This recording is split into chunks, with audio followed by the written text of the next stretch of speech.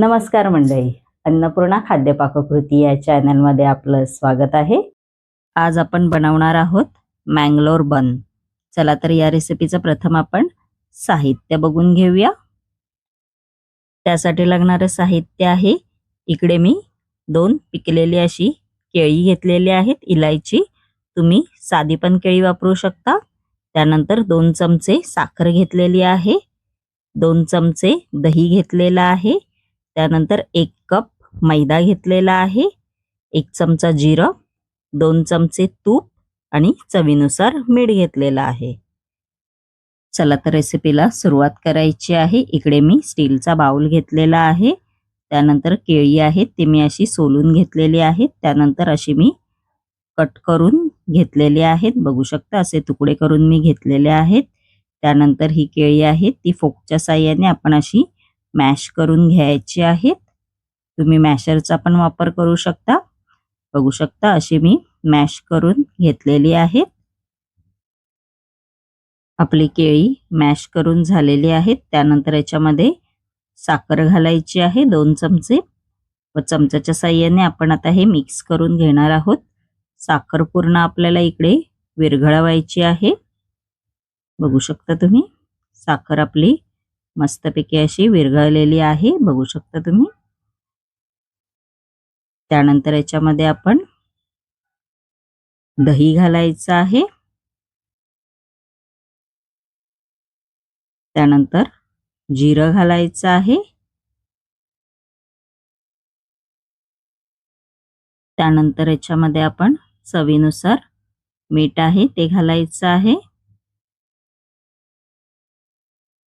व चमच्याच्या साहाय्याने आपण आता हे मिश्रण आहे ते असं मिक्स करून घेणार आहोत। असं मिक्स करायचं आहे।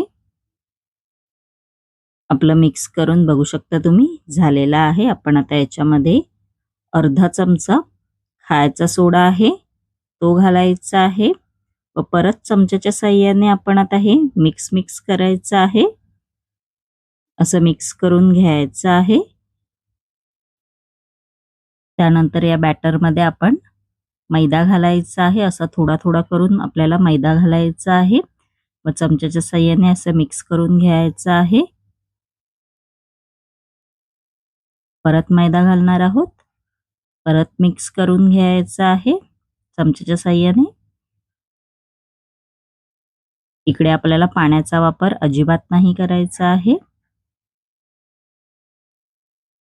बघू शकता तुम्ही। मग हाताच्या साहाय्याने आपण आता हे मिश्रण आहे ते चांगलं असं मळून घ्यायचं आहे, बघू शकता तुम्ही।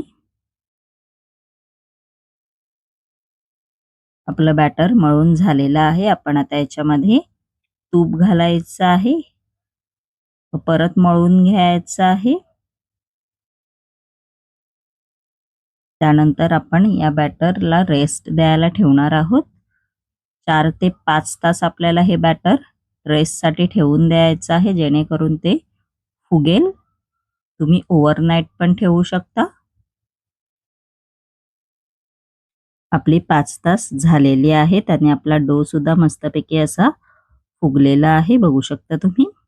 आपण आता हा थोडासा मळून घेणार आहोत, त्यानंतर या डोचे गोळे करायचे आहेत, बघू शकता तुम्ही।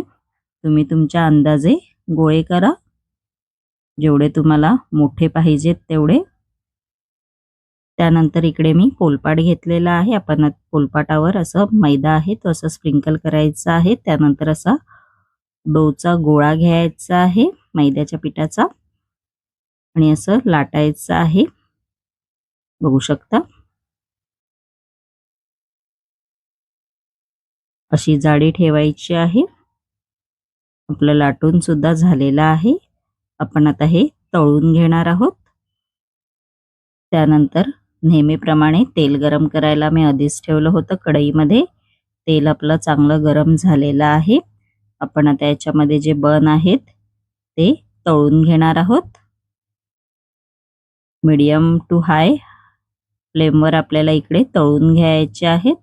असं वरती तेल घालायचं आहे, मस्तपैकी असे सोनेरी कलर येईपर्यंत आपल्याला हे तळून घ्यायचे आहेत बन। बघू शकता तुम्ही मस्तपैकी असा कलर आलेला आहे आणि फुगले सुद्धा आहेत मस्तपैकी असे